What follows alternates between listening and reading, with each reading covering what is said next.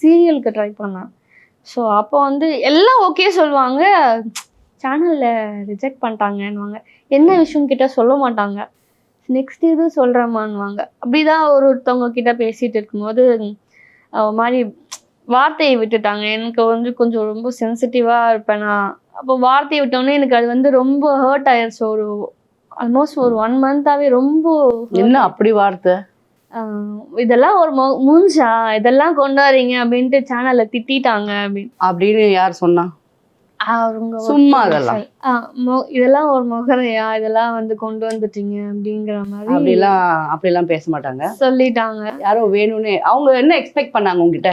ஆக்சுவலா அந்த கதைக்கு இன்டைரக்டா சொன்னது என்னன்னா, நீ வந்து அட்ஜஸ்ட்மென்ட் பண்ணி, டு பி ஆனஸ்டா ஓபனா சொன்னா அட்ஜஸ்ட்மென்ட் இன்டைரக்டா நீ சொன்னீனா நான் ஒண்ணா உனக்கு ஹீரோயினி சான்ஸ் தரேன் அப்படின்னாங்க. அப்படியா, ஓகே நான் பார்த்துக்கலாம், நான் வெயிட் லாஸ் பண்ணிட்டு நான் வரேன், நான் நேர்மையாவே உள்ள வந்துக்கிறேன், எனக்கு எவ்வளவு வருஷம் ஆனாலும் பரவாயில்ல. அதுதான் நான் உன்னை கேட்க வந்தது. என்ன, ஏன் இந்த ஃபீல்டு இதுல இவ்வளவு பிரச்சனைங்க இருக்குமே அப்படின்னு நான் கேட்க வந்தது. டைரக்டா எப்பவுமே உன்னை அட்ஜஸ்ட்மெண்ட் கூப்பிட்டாங்கன்னா அந்த கேள்வி எனக்கு பிடிக்காது. போரிங். எல்லாரையுமே கேட்பாங்க லைஃப்ல.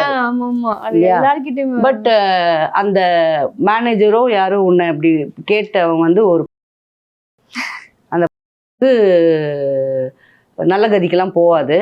ஸோ ஆப்வியஸ்லி உன்னை அப்படிதான் கேட்டிருப்பாங்க. நீ அட்ஜஸ்ட்மெண்ட்டுக்கு வரலன்னா பார்ட்டி கேரக்டர் தரேன்னு சேனல்ல பேசு. சேனல்ல வேற வேலை வெட்டி கிடையாது.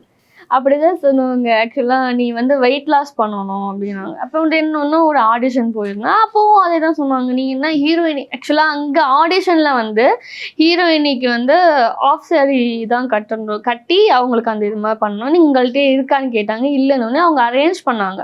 சரி ஓகே அப்படின்ட்டு அதுக்காட்டியும் அவங்க வந்துட்டு இல்லை அப்படின்னு சொல்லிட்டு என்னமோ சம்திங் அவங்களுக்குள்ள பேசிக்கிட்டு அதுக்கப்புறம் ஹீரோடைய அக்கா கேரக்டர், அவங்களுக்கே 40 வயசு ஹீரோவுக்கு, அப்புறம் அவங்களுக்கு அக்கா கேரக்டர், எனக்கு 2 குழந்தைங்க அப்படிங்கிற மாதிரி அந்த கேரக்டருக்கு சொன்னாங்க.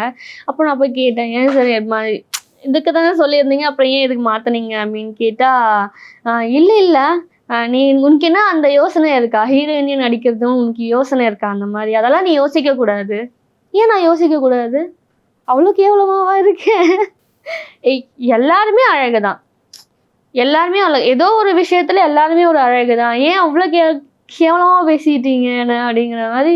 சரி ஓகே ஃபைன், அந்த இடத்துல நம்ம எதுவும் ரியாக்ட் பண்றதுக்கு எதுவும் இல்லை, உங்களுக்கு அவ்வளோதான் புரிதல், ஓகே ஃபைன், எனக்கு நீங்கள் அந்த கேரக்டர் கொடுத்தீங்கன்னா நான் நல்லா பண்ணி தருவேன், பட் ஓகே கொடுக்கல ஃபைன்னு சொல்லிட்டு நீ எனக்கு வேற எந்த கேரக்டரும் கொடுக்க தேவையில்ல, தேங்க்யூ, நான் வந்தது இதுக்கு தான், நீ எதுவுமே கொடுக்கலன்னா ஓகே ஃபைன் அப்படின்னு கிளம்பி வந்துட்டேன். அதுக்கப்புறம் கால் பண்ணாங்க, ஏன் கிளம்பிட்டீங்க அப்படின்னு.